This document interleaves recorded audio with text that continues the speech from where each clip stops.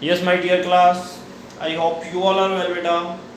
Okay, beta, you are welcome in online tutorial of Park Public School, and I hope you all are well at your home.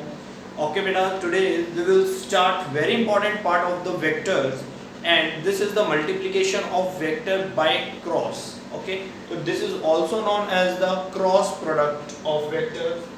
But in the previous class we had done first type of the multiplication of the vectors, that is the physics, our favorite subject. Am I right or not? Okay. Multiplication of vectors में first part था बेटा dot product. That is a very important class. Very important, बहुत attentively बेटा आज की class को attend करेंगे सभी, और यहीं पे उनकी सबकी कंसंट्रेशन होनी चाहिए, ठीक है। और नोट्स में लिंक में प्रोवाइड किए हुए हैं, तो वहां से नोट्स तो कंप्लीट कर लोगे। Okay, dot product means we will get scalar quantity. Dot product mean we will get the scalar quantity, and now today we will do cross product. Cross product means we will get vector quantity. बेटा मेरे पास कुछ doubts आए हैं बच्चों के कि sir हमें scalar और वेक्टर पे अभी भी डिस्टिंग्विश करने में प्रॉब्लम हो रही है कि कौन सी क्वांटिटीज वेक्टर है, कौन सी क्वांटिटीज स्केलर हैं।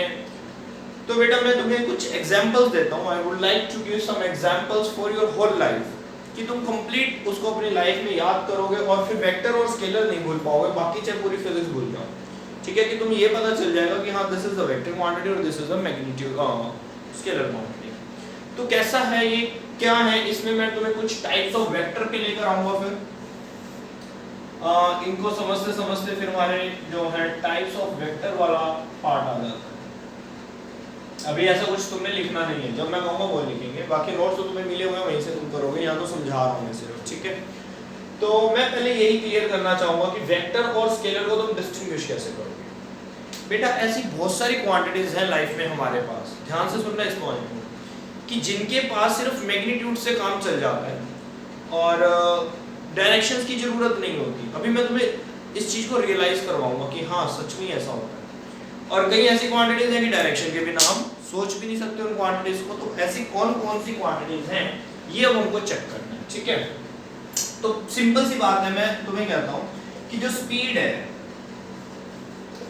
क्या ये स्केलर क्वांटिटी है? I know this is a scalar quantity. क्या ये डेली लाइफ में एप्लीकेबल है? तो मैं सीधा इसको क्रॉस कर दूंगा। स्पीड तुम डेली लाइफ में अप्लाई नहीं कर सकते। तुम पढ़ रहे हो स्पीड, तुम पढ़ रहे हो this is the scalar quantity, but speed का मतलब क्या? मैं तुमसे पूछता हूं, तुम 30 की स्पीड में गए, ठीक है, तो मैंने ये तो बताया ही नहीं कहां गए, या मैंने कहा कि तुम्हें 30 की स्पीड में जाना है, 30 मीटर पर सेकंड की स्पीड के साथ तुम्हें जाना है, बट मैंने ये नहीं बताया कहां जाना है।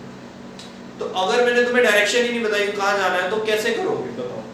तो दैट मींस स्पीड में मुझे डायरेक्शन बतानी पड़ रही है, please go from this point two that point with this speed, ठीक है। तो दैट मींस जब मैं डायरेक्शन ही दे दी तो दैट मींस मैं स्पीड क्यों बोल रहा हूं, फिर मैं मुझे वेलोसिटी बोलना चाहिए, क्योंकि वेलोसिटी को डायरेक्शन की नीड है, स्पीड को तो डायरेक्शन की नीड ही नहीं है।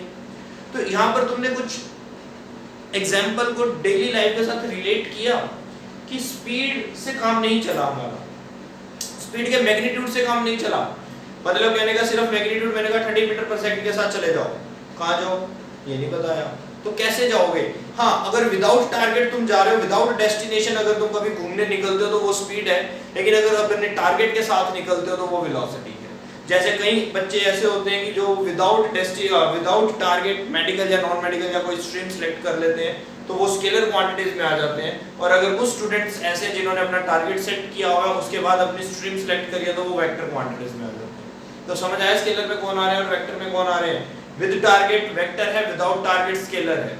सिर्फ ये तो दिख रहा है कि हाँ अमाउंट इतनी है कि नॉन मेडिकल है या मेडिकल है, क्वांटिटी दिख रही है लेकिन क्वालिटी नजर नहीं आ रही, ठीक है। तो दैट मींस सिर्फ क्वांटिटी से कई बार काम नहीं चलता, क्वालिटी और टारगेट होना बहुत जरूरी है। टारगेट होगा तो क्वालिटी अपने आप आएगी, विदाउट टारगेट क्वालिटी कभी आ नहीं सकती। पॉइंट क्लियर हुआ सबको? अब कुछ और पॉइंट्स भी ले लेते हैं बेटा। चलो हमने एक बात मान ली कि अगर मैं स्पीड को कुछ डायरेक्शन प्रोवाइड करता हूं कि मुझे यहां से घर से स्कूल जाना है, स्कूल से घर आना है, या मुझे मार्केट जाना है, मतलब विद टारगेट, तो मैं वहां पे स्पीड वर्ड यूज नहीं करूंगा। तो अगर हम कभी घर से निकलते हैं तो हमेशा विद टारगेट निकलते हैं, ठीक है। 99.9% हम टारगेट के साथ निकलते हैं कि मुझे घर से ये काम करने जाना है, ठीक है, मुझे यहाँ पर जाना है, मुझे इसके घर जाना है, मुझे इस शॉप पे जाना है, मुझे स्कूल जाना है, मुझे ट्यूशन जाना है, तो मतलब एक टारगेट के साथ चलते हैं। तो अब मैं उस टारगेट के साथ अपने डेस्टिनेशन पे कितनी स्पीड के साथ पहुंच रहा हूँ, 40 की स्पीड से आया, 50 की आया, बट मैं वो स्पीड नहीं फिर वेलोसिटी बोलूंगा, that is known as velocity. Velocity means which have direction also. तो इस चीज को ध्यान में रखो, with target means velocity not speed. तो स्पीड डेली लाइफ में क्यों पॉसिबल नहीं है, बिकॉज डेली लाइफ में हम ऐसा नहीं करते कि हम विदाउट टारगेट कहीं भी चले जाएं। हाँ, if you are going to without target then you can say speed, okay, but ऐसा होता नहीं है कि हम कभी विदाउट टारगेट जाएं, ठीक है। एक ये मैंने तुम्हें ऐसी सिचुएशन में रियलाइज करवाया कि हाँ, जिसमें नीड है डायरेक्शन की, we can not think without direction in this quantity. But अब कुछ डायरेक्शन ऐसी हैं, कुछ फिजिकल क्वांटिटीज ऐसी हैं जिनमें देखना डायरेक्शन की नीड नहीं है। कैसी? फॉर एग्जाम्पल, मैंने अपनी कार में पेट्रोल टैंक फुल करवा लिया, ठीक है, ये जितना भी करवा लिया, और मैं कहता हूँ अब ये पेट्रोल इतनी एनर्जी मुझे प्रोवाइड करेगा कि मैं इस पेट्रोल से फॉर एग्जाम्पल 1000 किलोमीटर ट्रैवल कर सकता हूँ।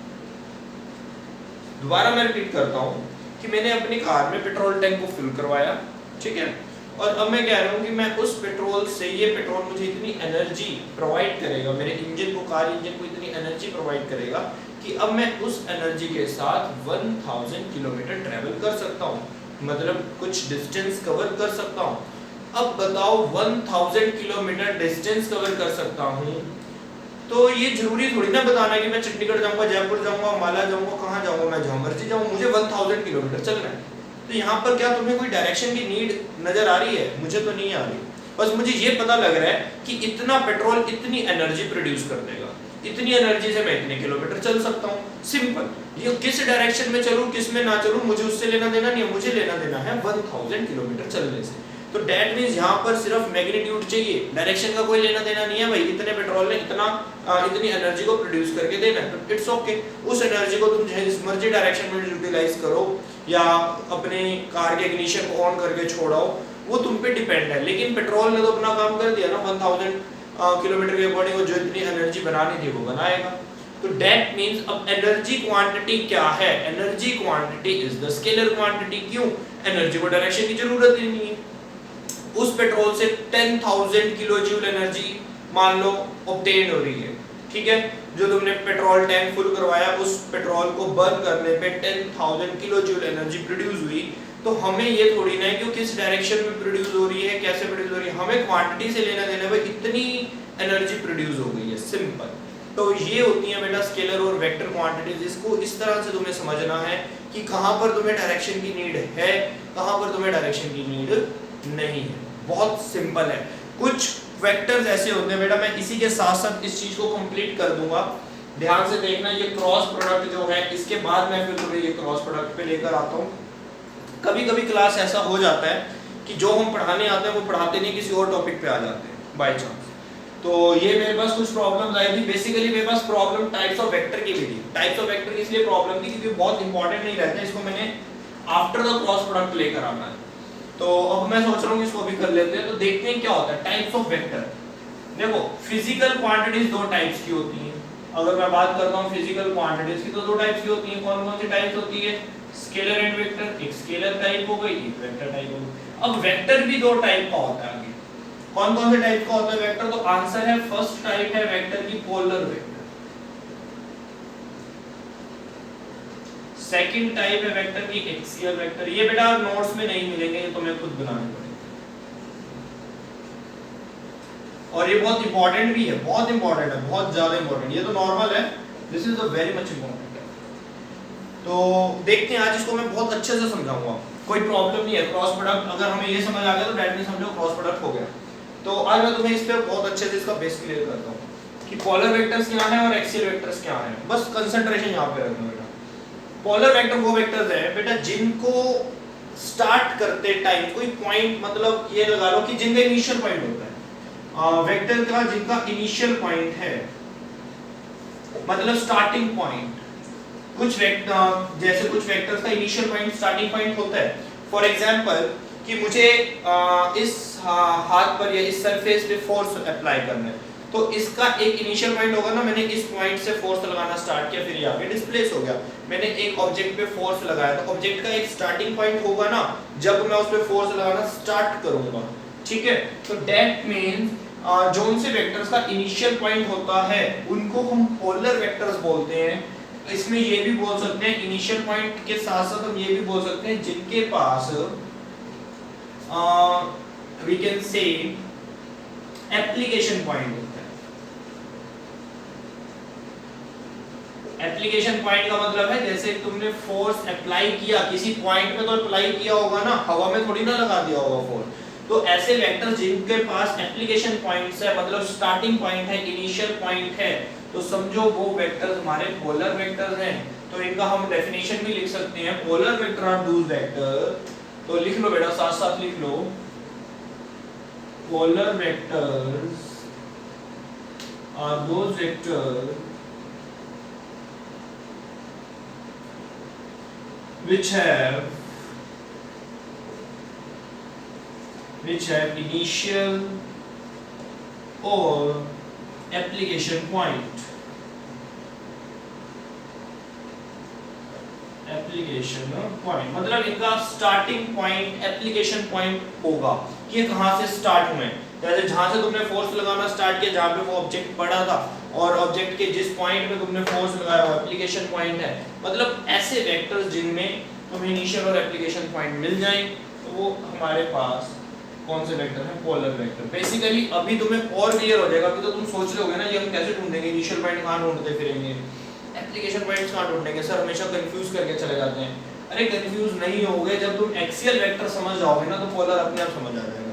क्यों, एक्सियल को रिकॉग्नाइज करना बहुत इजी है, इंडिकेट जल्दी हो जाएंगे, बाकी जो बच गए वो सारे पोलर में आ जाएंगे, ठीक है। तो एक्सियल वेक्टर्स क्या है ये भी सुनते हैं। बेटा जब मैं बात करता हूं मूवमेंट की, मोशन की, ठीक है, तो मेरे पास दो टाइप का मोशन होता है। कौन कौन से टाइप का मोशन होता है, ध्यान से सुनना। एक होता है लीनियर मोशन। लीनियर मोशन मतलब straight line motion, any object is moving in a straight line, that motion is known as the linear motion. अगर कोई ऑब्जेक्ट चल रहा है स्ट्रेट लाइन में तो लीनियर मोशन। एक होता है बेटा हमारे पास रोटेटरी मोशन, सर्कुलर मोशन ये भी बोल सकते हैं, या रोटेटरी मोशन, जो हमारा अभी आएगा इसी वॉल्यूम 1 में, जो फिजिक्स का वॉल्यूम 1 है, पार्ट 1 है, उसका लास्ट चैप्टर है, ठीक है। तो अब इसमें हम पढ़ते हैं कि दो टाइप का मोशन होता है, one is the linear motion, other is the rotatory motion. तो जब लीनियर मोशन की और रोटेटरी मोशन की बात होती है, हम नहीं समझ पाते कि हाँ सर ने एक बार बता दिया, लेकिन हम उसको प्रैक्टिकली नहीं सोच रहे अपने माइंड में, हम सिर्फ वर्बली सोच रहे हैं, हम सिर्फ इन वर्ड्स पे जा रहे हैं। जो मैं लिख रहा हूँ ना, तुम इन वर्ड्स पे वर्क कर रहे हो, तुम माइंड के ऊपर प्रैक्टिकली वर्क नहीं कर रहे। लीनियर मोशन तुमने हाँ थोड़ा सोच लिया कि हाँ स्ट्रेट लाइन में चलेगा, सर्कुलर मोशन पे चलेगा। अब मैं तुमसे पूछता हूँ कि what is the meaning of the motion, तो तुम्हारा आंसर होगा motion means if any object changes its position with respect to time is called the motion. अगर कोई ऑब्जेक्ट अपनी डायरेक्शंस को, अपनी पोजीशंस को चेंज करता है, जैसे मैं यहाँ पर खड़ा हूँ, मैं थोड़ी देर में यहाँ पे हो गया विद रिस्पेक्ट टू टाइम, तो that means I am changing my position with respect to time, with respect to the surroundings, that means I am in a motion. तो मोशन का मतलब तुम ये अंडरस्टैंड करते हो कि अगर कोई ऑब्जेक्ट अपनी पोजीशंस चेंज कर रहा है विद रिस्पेक्ट टू टाइम या विद रिस्पेक्ट टू सराउंडिंग्स, तो दैट मींस वो ऑब्जेक्ट मोशन में है। यही समझते हो ना, यही 9th में पढ़ के आए हो, ठीक है। अब मैं कहता हूँ कि अपने ऊपर देखो, छत पर फैन जो सीलिंग है उस पे फैन क्या मूव कर रहा है, चल रहा है, फैन चल रहा है, तो आंसर है चल रहा है। तो बताओ मुझे फिर चल के कहाँ पे जा रहा है वो, एक कमरे से दूसरे कमरे में चल के चला गया, बेडरूम से ड्राइंग रूम, ड्राइंग रूम से बेडरूम, फिर किचन में चला गया, फिर वॉशरूम में चला गया, ऐसे घूम रहा है फैन? नहीं, हमने अभी पढ़ा ना motion. Motion means changing its position with respect to time. तो मैं कुछ गलत नहीं बोल रहा हूँ, तुम्हारा आंसर है फैन चल रहा है, तो तुम्हारा आंसर है यस चल रहा है। तो बताओ चलना मतलब है मोशन, मोशन का मतलब है changes of the position with respect to time. तो बताओ तुम्हारा फैन कितनी पोजीशंस को चेंज कर रहा है विद रिस्पेक्ट टू टाइम? तो आंसर है कर ही नहीं रहा, वो तो वहीं पे खड़ा है जहाँ पे है, वहीं पे गोल गोल घूमने जा रहा है। तो अगर वो अपनी पोजीशन चेंज नहीं कर रहा with respect to time, then how can you say it is in motion? तो वो मोशन में नहीं है क्या? तो ये है बेटा कि हम सोचते नहीं है कि कहां पर क्या होता है। सर्कुलर मोशन जो है, अब मैं तुम्हें क्लियर करना चाहता हूं, जो चीज रोटेट होती है, सभी चीजें जो रोटेट हो रही हैं, एक होता है ना लीनियर मोशन जो इधर उधर चलकर जा रही है, जैसे अभी मैंने एग्जांपल दिया कि फैन अगर चलने लग जाए, पोजीशंस को चेंज करने लग जाए तो वो लीनियर मोशन आ जाएगा, ठीक है। ऐसा होगा फैन के अंदर मैं तुम्हें लीनियर मोशन शो करके दिखाऊंगा, आज ही अभी बताऊंगा कि फैन में लीनियर मोशन होती है, लेकिन वो कंप्लीट फैन की नहीं होती, फैन के कुछ पार्टिकल्स की होती है, फैन के कुछ पार्ट्स की होती है, ना कि पूरा का पूरा फैन कहीं का कहीं इधर से उधर रूम में चलता रहेगा, ठीक है। तो ऐसा अगर होता तो फिर घर में बस मान लो 4-5 कमरे हैं तो 2 फैन काफी थे, फैन ऐसे चल रहा है सारे कमरे में हवा फैला रहा है, 2 फैन चल रहे हैं लगातार घूम रहे हैं इधर उधर, पूरे घर में हवा फैल रही है, ऐसा ही होगा ना, बट ऐसा नहीं होता। तो देखते हैं क्या होगा रोटेटरी मोशन में, सर्कुलेटरी मोशन में क्या होगा। सर्कुलेटरी मोशन से पहले मैं तुम्हें एक वर्ड बताना चाहूंगा बेटा, centre of mass, centre of मास। बेटा कुछ वर्ड होते हैं जो हमें करने पड़ते हैं फिजिक्स में, इनके चैप्टर्स हैं हमारे पास, लेकिन अब स्टार्टिंग में वो चैप्टर नहीं आ सकते, वो चैप्टर बाद में आएंगे, 5th चैप्टर में आएगा centre of mass. Centre of मास क्या है मैं तुम्हें जस्ट शो कर सकता हूँ, शो कैसे कर सकता हूँ, देखो ये मार्कर है, मैं कहता हूँ इस मार्कर को स्टेबल करना है ऑन योर फिंगर, तो मैं कोशिश यही करूंगा कि उसको पहले सेंटर पे लेके आऊं, सबको दिख रहा है ये कि इसको मैं ऐसे बैलेंस करने की कोशिश कर रहा हूँ, देखो हो गया, बैलेंस हो गया। तो बैलेंस कैसे हो गया ये फिंगर पे, तुम्हारे माइंड में आंसर तो तुम्हें पता है ना कि वो सेंटर पे है, अगर मैं इसको ऐसे करूं क्या बैलेंस होगा, नहीं गिर जाएगा, और अगर मैं इसको ऐसे रखूं तब भी नहीं बैलेंस होगा। तो मैं इधर जब सेंटर पे आता हूं तो कोई ना कोई एक ऐसा पॉइंट मेरे को सेट करना पड़ता है कि जहां पर ये बैलेंस हो जाता है। देखो वी आर सो इंटेलिजेंट, बचपन में भी करते थे हम ये काम, तो डैट मींस बचपन में हम सेंटर ऑफ मास को जानते थे, तो इंटेलिजेंट तो हम हैं, पता नहीं क्यों फिर हम इंटेलिजेंट होते हुए भी फिर हम क्लासेस अटेंड नहीं करते, जब लाइव सेशन होते हैं तो हम आते नहीं है, चले जाते हैं, वहां से आते हैं और चले जाते हैं, तो ये चीज मुझे समझ नहीं आती है। फिर चलो अगर इंटेलिजेंट हो तो फिर उसको थोड़ा सा और ज्यादा शेप दो अपने नॉलेज को। सेंटर ऑफ मास मतलब जो ऑब्जेक्ट के अंदर, मान लो ये मार्कर के पास 1000 पार्टिकल्स हैं, उन 1000 के 1000 पार्टिकल्स के पास अपना अपना मास होगा, तो आंसर है यस होगा।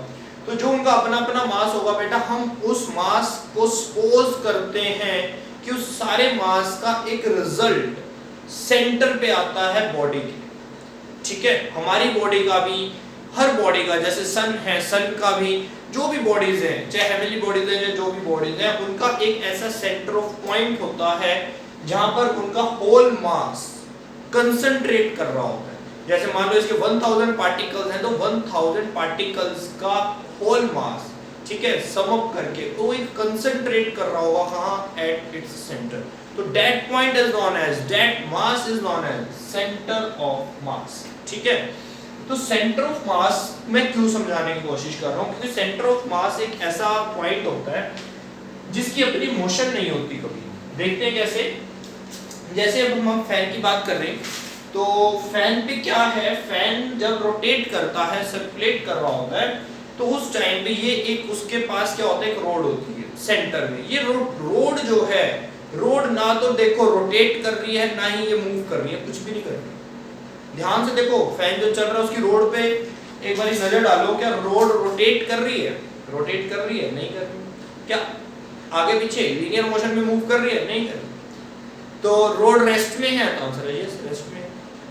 तो रेस्ट वर्ड आ गया, इधर से सर्कुलर मोशन वर्ड आ रहा है, तो बहुत कंफ्यूजन है, बहुत, अरे कुछ भी कंफ्यूजन नहीं है, ध्यान से समझना इस वर्ड को। सेंटर ऑफ मास, जो पॉइंट सेंटर ऑफ मास, जहां पर सारा मास कंसंट्रेट हो रहा होता है, वो वाला पॉइंट रोटेट नहीं करता, ठीक है। हम ये मानते हैं कि वो एक्चुअल में भी रोटेट नहीं करता, लेकिन उसके जो आगे पीछे के पार्टिकल्स हैं वो रोटेट करेंगे। कैसे रोटेट करेंगे, जैसे फैन के विंग्स जो हैं, विंग्स के जो पार्टिकल्स हैं, विंग्स जिन पार्टिकल्स को, एटम्स को मिला के बना, वो सारे रोटेट कर रहे हैं, चारों तरफ रोटेशन हो रही है, लेकिन बट जो सेंटर ऑफ मास वाला पार्टिकल है वो रोटेट नहीं कर रहा, और उसी पार्टिकल के ऊपर हमने रोड को जोड़ दिया और वो रोड भी रोटेट नहीं कर रही। अगर वो सेंटर वाला पार्टिकल रोटेट करता होता तो डेफिनेटली रोड भी रोटेट हो रही होती, उसके साथ घूम रही होती ना। और ये वाली जो रोड है, वो वाला पॉइंट, जोन सा पॉइंट रोटेट नहीं कर रहा, उस पॉइंट से अगर मैं एक लाइन लगा दूं, जैसे रोड है, ये रोड है हमारी फैन की, ये एक लाइन है ये, तो इसको बोलते हैं एक्सिस ऑफ रोटेशन। क्या बोलते हैं इसको, एक्सिस ऑफ रोटेशन। ये वो एक्सिस है जिसके चारों तरफ हमारा मास, ठीक है, डिस्ट्रीब्यूटेड मास क्या कर रहा है, चक्कर लगा रहा है, घूम रहा है, रोटेट हो रहा है, रिवॉल्व कर रहा है, सर्कुलेटरी मोशन। पॉइंट समझ आ रहा है, रोटेटरी मोशन, कि सेंटर ऑफ मास वाले पॉइंट में मोशन नहीं होती, वो रेस्ट में होता है। अगर उसमें मोशन नहीं होती तो वहां पे जो रोड लगी हुई है डेफिनेटली उसमें भी कोई मोशन नहीं है, वो भी रेस्ट में है। सिंपल पॉइंट है ये, बहुत सिंपल पॉइंट है, ठीक है। तो दैट मींस उससे अगर मैं एक लाइन को क्रॉस करता हूं, that line is known as axis. क्या बोलेंगे उसको, एक्सिस।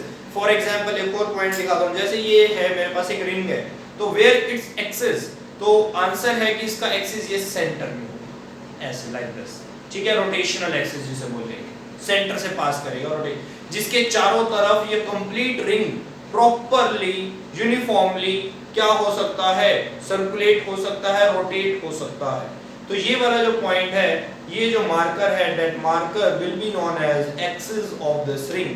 तो इस रिंग का ये एक्सिस बन जाएगा, ठीक है ना। तो रिंग चाहे सॉलिड हो चाहे रिंग या होलो, रिंग तो होलोज होते हैं, चाहे वो अगर शीट की फॉर्म में, सर्कुलर डिस्क की फॉर्म में, सीडी फॉर्म, तो उस टाइम पर भी क्या होगा, वो सेंटर में रोटेट नहीं करेगा, वहां पे रोटेट नहीं करेगा जहां पर ऑब्जेक्ट का मास कंसंट्रेट कर रहा होगा, ठीक है। ये पॉइंट क्लियर हुआ। तो उस पॉइंट को क्या बोलोगे बेटा, उस पॉइंट को याद करो, रोटेटरी मोशन की बातें हो रही हैं तो उस पॉइंट को बोलते हैं एक्सिस। क्या बोलते हैं उसको, एक्सिस। तो ये जितनी भी रोटेटरी मोशन होती हैं बेटा, ये हमेशा अपने एक्सिस के चारों तरफ इर्द गिर्द होती हैं, इधर उधर नहीं होती हैं। ये एक्सिस है, उसके चारों तरफ वो चीजें घूमती रहेंगी, लेकिन उनमें लीनियर मोशन नहीं आएगी, वो चलकर इधर उधर नहीं जाएंगी, वो अपने पॉइंट पर, अपनी लोकेशन पर खड़े खड़े ही सिर्फ चक्कर लगाती रहेंगी। किसके चक्कर लगाती रहेंगी, अपने एक्सिस के चक्कर लगाती रहेंगी। उनमें लीनियर मोशन मतलब उनकी पोजीशन चेंज नहीं होगी with respect to time. Okay, तो अगर पोजीशन चेंज नहीं होगी तो आंसर है फिर हम मोशन क्यों बोलेंगे। तो यही इसका एक मेन पॉइंट है कि अगर इसकी पोजीशन चेंज नहीं होगी तो हम कहेंगे बट इसमें एंगल्स चेंज होंगे। एंगल्स क्यों चेंज होंगे, अब ये सर ने क्या पॉइंट बोल दिया भाई, एंगल चेंज होंगे। तो एक्सिस से याद रखो A for axis, A for angle, ठीक है ना। तो एंगल से कैसे याद रखोगे, देखो ये एक कोई भी रोटेट होने वाली चीज है, ये इसका ऐसा पॉइंट है जो रोटेट नहीं होगा, ठीक है, समझना। ये इसका एक ऐसा पॉइंट है जो रोटेट नहीं होगा। तो मान लो ये जो एंगल है ये जीरो एंगल है और ये पॉइंट रोटेट नहीं होगा, ये मैंने इसको ऐसे घुमाया 10 degree, 20 degree, 30 degree, 40 degree, 50 degree, ये हो गया 90 डिग्री, ठीक है। ये वाला पॉइंट रोटेट नहीं हो रहा, 90 डिग्री करते करते करते करते करते 90 और 180 डिग्री, पहले ऐसे नीचे था अब ऐसे हो गया 180 डिग्री, फिर इधर आ गया करते करते करते 270, करते करते करते 360, एक चक्कर पूरा हो गया। तो इसने अपने एंगल्स को तो चेंज किया with respect to time, 0 degree, 10 degree, 20 degree. मान लो इसने एक सेकंड में 20 डिग्री का एंगल बनाया, अगले सेकंड में 40 हो गया, तो हर 20 डिग्री एंगल पर सेकंड बना रहा है। तो that is what, that is the, देखो लीनियर मोशन में मीटर पर सेकंड होता है ना, कि इतने मीटर कवर कर रहा है एक सेकंड में। रोटेटरी मोशन में एंगल पर सेकंड हो जाता है, रेडियन पर सेकंड हो जाता है, कि इतने रेडियन एंगल बन रहा है एक सेकंड में, ठीक है। तो समझ रहे हो, मैं अपने लेवल पर कोशिश कर रहा हूं कि तुम्हें एक पॉइंट समझ आ जाए। अगर ये पॉइंट समझ आ जाएंगे तो मेरे आने वाले अपकमिंग चैप्टर्स में तुम्हें डाउट्स नहीं होंगे। जो हमने चैप्टर्स करने हैं बच्चों को समझ ही नहीं आता बेटा, एक्सेस लिटरली मैं बता रहा हूं, 12th में भी ऐसे स्टूडेंट्स तुम्हें मिल जाएंगे जिनको एक्सेस वर्ड नहीं पता होगा, वो तुम्हें एक्सेस वर्ड एक्सप्लेन ही नहीं कर पाएंगे। Not only for the CBSE competition students भी तुम देख सकते हो, कईयों को एक्सेस नहीं पता होगा क्योंकि वर्ड्स पे काम कर रहे हैं बच्चे, वर्ड पढ़ते हैं, वर्ड्स को लर्न करते हैं और उससे ही अपना काम चला लेते हैं। नहीं, कांसेप्ट्स पे आ जाओ तो थोड़ा सा समझो कि एक्सेस वर्ड क्या है। तो एक्सिस क्या होगा बेटा, सेंटर ऑफ मास पे ना घूमने वाला जो पॉइंट होता है उसमें से एक लाइन जो जा रही होती है, that line is known as axis. और एक्सिस के ही चारों तरफ उसके बाकी के जो पार्टिकल्स हैं, जो एटम्स हैं, जो मॉलिक्यूल्स हैं, वो चक्कर लगा रहे होते हैं। अब एक और बहुत इंपॉर्टेंट कांसेप्ट है, बाकी के जो पार्टिकल्स चक्कर लगा रहे होते हैं बेटा, उनके अंदर जो मोशन है वो मोशन समझना क्या है, वो मोशन लीनियर मोशन है। ये थोड़ा सा ब्रॉड थिंकिंग वाला क्वेश्चन है कि वो फिर लीनियर मोशन की होती है। मैंने कहा था ना कि मैं प्रूव करना चाहूंगा कि हाँ फैन में भी लीनियर मोशन हो रही है, लेकिन कंप्लीट फैन की नहीं, उसके सिर्फ पार्टिकल्स की, क्योंकि जोन सा पार्टिकल सेंटर ऑफ मास पर है वो तो मूव करेगा ही नहीं, वो तो रेस्ट में है। बाकी पार्टिकल्स जो मूव कर रहे हैं वो कैसे लीनियर मोशन कर रहे हैं। फॉर एग्जाम्पल देखते हैं बेटा,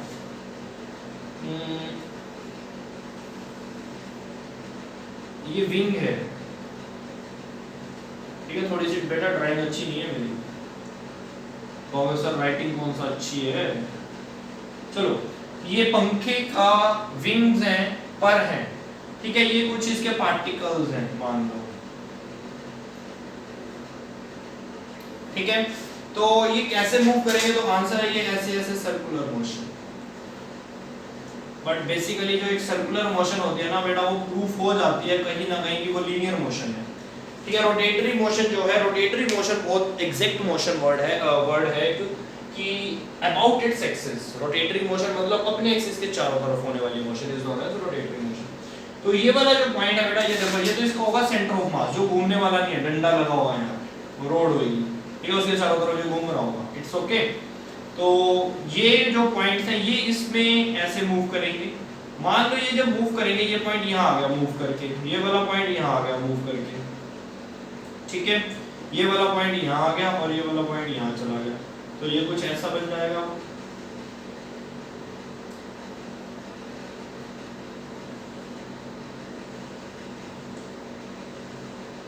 कुछ ऐसा हो जाएगा ना, ये ऐसे घूम जाएगा।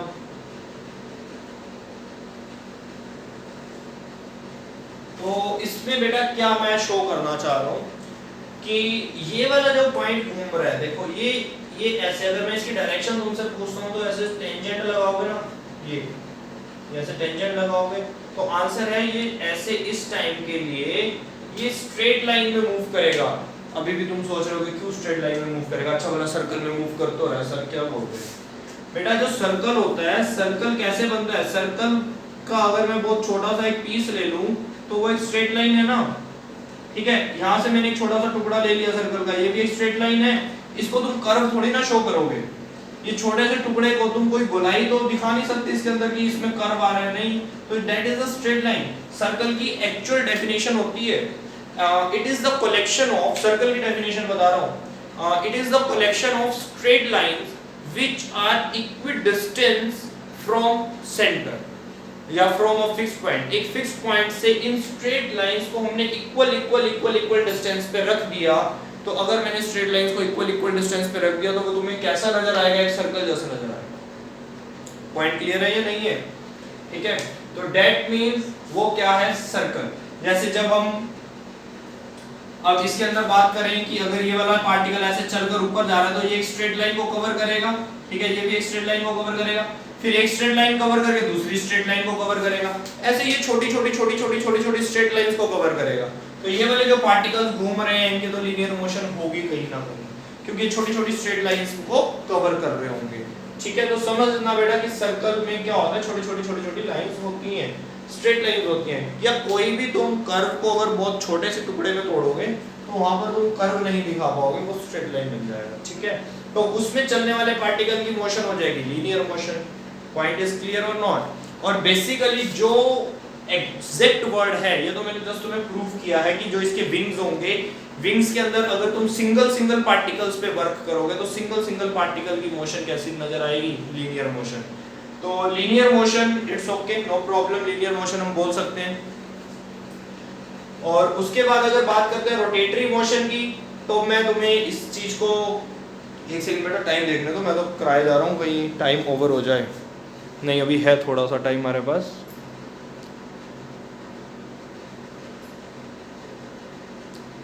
यस, तो हम बात कर रहे हैं इसकी,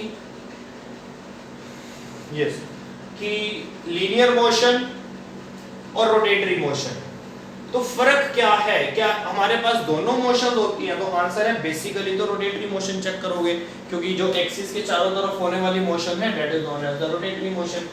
अब बात करते हैं वेक्टर की, तो axial vector is a vector, तो इसकी डायरेक्शन कौन होगी, पोलर वेक्टर की डायरेक्शन तो तुम्हें पता चल जाएगी ना। पोलर वेक्टर की डायरेक्शन तो पॉइंट ऑफ एप्लीकेशन तुमने देखना है कि जहां पर तुमने फोर्स लगाया उसकी कौन सी डायरेक्शन है, वो ऑब्जेक्ट किस डायरेक्शन में मूव कर रहा है, तो वही डायरेक्शन होगी तुम्हारे वेक्टर की। पोलर वेक्टर तो इजी होते हैं, सिंपल वेक्टर जो है वो पोलर वेक्टर्स हैं, और जो रोटेट होने वाले वेक्टर जो फिजिकल क्वांटिटीज में बात आती है तो उसको बोलते हैं हम एक्सियल वेक्टर। उसमें एक्सियल वेक्टर की जरूरत पड़ती है, कैसे, क्योंकि नॉर्मल वेक्टर्स में बात अगर मैं मोशन की करूं तो बेटा लीनियर मोशन की बात होती है, समझना इस पॉइंट को। किसकी बात होती है? लीनियर मोशन की। लीनियर वेलोसिटी बोल सकते हो कि उसके अंदर जो वेलोसिटी होगी ना, जैसे ये वाले जो पार्टिकल्स हैं इनकी वेलोसिटी कौन सी होगी, तो आंसर तुम कह सकते हो they will do the linear velocity, ठीक है। और अगर मैं बात करता हूँ कि जैसे अगर तू इनको कंबाइन कर दूं, कंबाइन करके अगर मैं चेक करूंगा, तो कंबाइन करके जब चेक करूंगा तो वो होगी एंगुलर वेलोसिटी। एंगुलर वेलोसिटी समझ आया ना मैंने अभी? एक होता है मीटर पर second, that is the linear velocity, एक होता है रेडियन पर second, that is the angular velocity. Angular velocity का मतलब है रोटेशन ऑफ द मोशन, तो वो रोटेशनल मोशन है किसी भी चीज की। जैसे कोई पंखा चल रहा है, कोई मोटर चलती है, मोटर की वाइंडिंग रोटेट कर रही है, तो वो सब कैसे हैं? सेंटर ऑफ मास के चारों तरफ घूमने वाले एग्जांपल्स हैं, समझना इस पॉइंट को। उसके बाद बेटा अगर मैं बात करता हूँ सिंपल, ये अभी लीनियर मोशन को छोड़ देते हैं कि ये पंखा घूम रहा है, ठीक है, तो बताओ इसकी डायरेक्शन कहाँ पर है? इस का जो एक्सियल वेक्टर तो तुमने क्या दिया कि इसमें एक्सियल वेक्टर यूज होगा, लेकिन उसकी डायरेक्शन कहाँ होगी? That is the very important point. अच्छा एक बात और बताते हैं, जब कोई चीज चलती है स्ट्रेट लाइन में, फॉर एग्जांपल मान लो ये पार्टिकल ऐसे ऐसे स्ट्रेट लाइन में जा रहे हैं, तो इसकी हवा ऊपर ऊपर तो आएगी, मतलब इसके साइडों साइडों में तो इसकी हवा होएगी, इसकी हवा नीचे तुम्हारी तरफ नहीं आएगी। फिर से मैं दोबारा बताता हूँ, तुम ऊपर वाले पंखे को छोड़ो, कूलर को इमेजिन करते हैं, ठीक है, एक हम अपना पेडेस्ट्रियल फैन को इमेजिन कर सकते हैं, कूलर को इमेजिन कर सकते हैं, जिसके हम बिल्कुल सामने खड़े हो जाते हैं। अब वो जो पर घूम रहे हैं, उसके जो विंग्स घूम रहे हैं, उसके जो पार्टिकल्स घूम रहे हैं, वो लीनियर डायरेक्शंस में घूम रहे हैं, ठीक है। लीनियर डायरेक्शंस में अगर वो घूम रहे हैं तो उनकी जो एयर है, एयर का जो थ्रो है, वो एयर का थ्रो पार्टिकल्स के मोशन में होना चाहिए ना, कि ऐसे ये विंग ऐसे रोटेट हुआ तो एयर ऐसे रोटेट हुई, ठीक है। फिर तुम सामने खड़े हो, एयर तुम्हारी तरफ क्यों आती है? तुम अगर किसी कूलर के आगे, किसी फैन के आगे खड़े हो जाओगे तो ऐसा लगेगा ना तुम्हें हवा ऐसे क्रॉस कर रही है, तुम पे आगे टकरा रही है। भाई वो तो ऐसे ऐसे घूम रहा है, तो हवा ऐसे क्यों आई तुम्हारी तरफ? हवा तो ऐसे जानी चाहिए थी ऊपर, फिर ऐसे ऐसे ऐसे चलनी चाहिए थी हवा। जैसे फैन घूम रहा है, फैन घूम रहा है तो उसके चारों तरफ दीवार के ऊपर ऊपर हवा घूमनी चाहिए थी, ठीक है। वो हवा नीचे क्यों आती है? ये नहीं आज तक पॉइंट समझ आया। अगर कोई पावर, कोई एयर या कोई भी ऐसा तुम्हें फील होता है कि तुम्हारी तरफ कोई चीज आ रही है, तो दैट मींस वो एक डायरेक्शन है। तुम कूलर के आगे खड़े हो, हवा तुम्हारे ऊपर आ रही है, भाई क्यों आ रही है? फैन जो चल रहे हैं उसके जो पार्टिकल्स चल रहे हैं वो इस डायरेक्शन में थ्रो कर रहे हैं एयर को, इस डायरेक्शन में थ्रो कर रहे हैं, फिर इस डायरेक्शन में थ्रो कर रहे हैं, तो तुम्हारी तरफ थोड़ी ना फेंक रहे हैं। अब मान लो ये पंखा और मैं इसके आगे खड़ा हो जाऊं तो हवा तो मेरी तरफ आएगी, तो भाई क्यों आएगी मेरी तरफ? कैसे आएगी? तो दैट मींस क्या वहां पर भी कोई ऐसा है पॉइंट कि कोई ऐसा वेक्टर है कि जिसकी डायरेक्शन मेरी तरफ हो? तो यही तो आंसर है, वही तो एक्सियल वेक्टर है। वो जो एक्सियल वेक्टर है बेटा, वो एक्सियल वेक्टर हमेशा परपेंडिकुलर होता है रोटेशन के। जो रोटेशन हो रही होती है उस रोटेशन के परपेंडिकुलर है, और आगे तुम खड़े हो वो तुम्हारे ऊपर आ रहा होता है। फैन ऐसे घूम रहा है, हवा ऐसे आ रही है, ऊपर फैन देखो ऐसे ऐसे घूम रहा है, हवा नीचे आ रही है। क्यों आ रही है नीचे? वो कौन सा वेक्टर है? वो एक्सियल वेक्टर की डायरेक्शन में आ रही है हवा। जो एयर ने ट्रेवल करना है वो कौन से वेक्टर की डायरेक्शन में ट्रेवल करना है? याद करो, एक्सियल वेक्टर। किस केस में ट्रेवल करना है? रोटेटरी मोशन में जो डायरेक्शंस तुम देखोगे एक्सियल वेक्टर की, वो कैसे देखोगे? Always perpendicular to the motion. जो रोटेशन है, जो सरफेस है उसके परपेंडिकुलर हो रही है। पॉइंट क्लियर हो रहा है? ये बहुत सिंपल है बेटा, थोड़ा सा बस इमेजिन करना है। देखो इमेजिनेशन तो करनी पड़ती है फिजिक्स में, और जिसकी इमेजिनेशन स्ट्रांग होती है फिजिक्स बहुत क्लियर हो जाएगी, उसको कांसेप्ट्स बहुत स्ट्रांग हो जाएंगे। कई बार बच्चा खुद कंफ्यूज भी हो जाता है फिजिक्स में कि ऐसा क्यों होगा, कैसे होगा। भाई सोचो ना, तुम फैन के आगे खड़े हो तो हवा तुम पे क्यों आ रही है? तो दैट मींस कोई ना कोई तो डायरेक्शनल वेक्टर है ना वहां पर। तो वो जो वेक्टर है, वो रोटेटरी मोशन का जो वेक्टर है, that vector is known as the axial vector.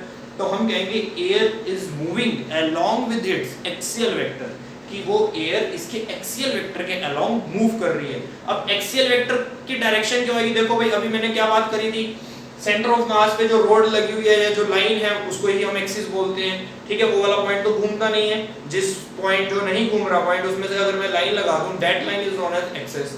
तो वो एक्सिस पे ही होगा वेक्टर, ऐसे होगा या ऐसे होगा। अब रोड क्या है? तुम्हारा फैन ऐसे घूम रहा है, रोड उसके ऊपर है, तो 90 डिग्री का एंगल बन रहा है ना फैन की मोशन में, सर्कुलेटरी मोशन में जो एक डिस्क बन रहा है, और उसका जो ये मान लो दैट इज अ फैन, और ये उसकी रोड है, तो दोनों में एंगल 90 डिग्री आ रहा है, ठीक है। तो यही इसका एक्सिस भी है, तो एक्सियल वेक्टर का भी एंगल 90 डिग्री तो होगा ही होगा सरफेस पे, बट उसकी डायरेक्शन तुम्हारी तरफ होएगी या पीछे की तरफ होएगी। जैसे फॉर एग्जांपल अगर मैं पेडेस्ट्रियल फैन के आगे, एक जिसको तुम अपनी लैंग्वेज में फ्राटा बोल देते हो, उसके आगे खड़ा हो जाऊं तो मेरी तरफ हवा आती है, लेकिन अगर उसको उसके पीछे जाके खड़ा हो जाऊं तो हवा नहीं आती। ये भी मतलब कि दोनों तरफ नहीं होगा, किसी एक ही डायरेक्शन में होगा ये एक्सियल वेक्टर। ऐसा नहीं है कि इधर भी होगा और इधर भी होगा, ऐसे दोनों तरफ हवा देगा, नहीं। तो मैं तुम्हें रोटेटरी मोशन समझा रहा हूँ, समझ रहे हो रोटेटरी मोशन। तो ये एक्सियल वेक्टर की डायरेक्शन कैसे निकालें, this is the very important rule. तो आंसर है कोई इंपॉर्टेंट रूल नहीं, हम 10th में पढ़ के आ चुके हैं, that is known as the right hand thumb rule. अब देख लो भाई, उसके पंखे और उसके जो पर हैं, पंखे के जो पर हैं, फैन के जो विंग्स हैं, उनकी मोशन कैसी है, क्लॉकवाइज है या एंटी क्लॉक है, जो भी है, तुम अपनी फिंगर्स को उसकी मोशन में बंद करोगे, फिर जहां पर भी थंब होगा तो वही क्या होगा, एक्सियल वेक्टर की डायरेक्शन होगी। अगर उसके फैन के विंग्स ऐसे क्लॉकवाइज हैं तो डायरेक्शन होगी इस तरफ, अगर एंटी क्लॉक हैं तो डायरेक्शन होगी तुम्हारी तरफ। पॉइंट समझ आ गया कि उसकी मोशन के अकॉर्डिंग तुमने अपने हाथ को सेट करना है बस। तो ये होता है बेटा ऐसे लाइक दिस एक्सियल वेक्टर की डायरेक्शन। समझ आया एक्सियल वेक्टर क्या होते हैं, एक्सियल वेक्टर्स, ठीक है बेटा। इसकी डेफिनेशंस और पोलर वेक्टर की डेफिनेशन ये मैं तुम्हें एक काम करता हूँ, लिंक में ही सेंड कर दूंगा, तो वहीं से अपने नोट्स कंप्लीट कर लेना। एक्सियल वेक्टर है सब मैं लिखकर लिंक में सेंड कर देता हूँ, ठीक है। और क्रॉस प्रोडक्ट बेटा अभी हमारा फिर पेंडिंग रह गया, तो हाँ क्रॉस प्रोडक्ट पेंडिंग नहीं रहेगा, क्रॉस प्रोडक्ट बहुत इजी होगा, क्योंकि क्रॉस प्रोडक्ट की जो डायरेक्शन होती है ना एक्चुअल में वो एक्सियल वेक्टर होता है, क्रॉस प्रोडक्ट एक्सियल वेक्टर होते हैं, ये भी ध्यान रखना थोड़ा सा ज्यादातर, क्योंकि इनकी जो डायरेक्शंस चेक होंगी ना क्रॉस प्रोडक्ट्स की, वो राइट हैंड थंब रूल से चेक होंगी, ठीक है। राइट हैंड थंब रूल को हम स्क्रू रूल भी बोलते हैं। तो अगर किसी को ये पॉइंट्स क्लियर नहीं हो रहे तो प्लीज अपनी 10th क्लास की बुक्स में ये डेफिनेशंस रीड कर लो, right hand thumb rule, screw rule. Right hand thumb rule और स्क्रू रूल एक ही है, सिर्फ नाम दो हैं, बट रूल एक ही है वो, ठीक है। कल और डिटेल में चलते हैं फिर वेक्टर्स के, ठीक है। आज के लिए बेटा इतना ही, वीडियो में इतने नोट्स नहीं है आज की वीडियो में, बट डेफिनेटली इसके अंदर मैंने जो समझाया उसको थोड़ा सा अच्छे से सुनो ताकि तुम्हें लाइफ में काम आए बेटा आगे। ओके बेटा, thank you, have a nice day ahead.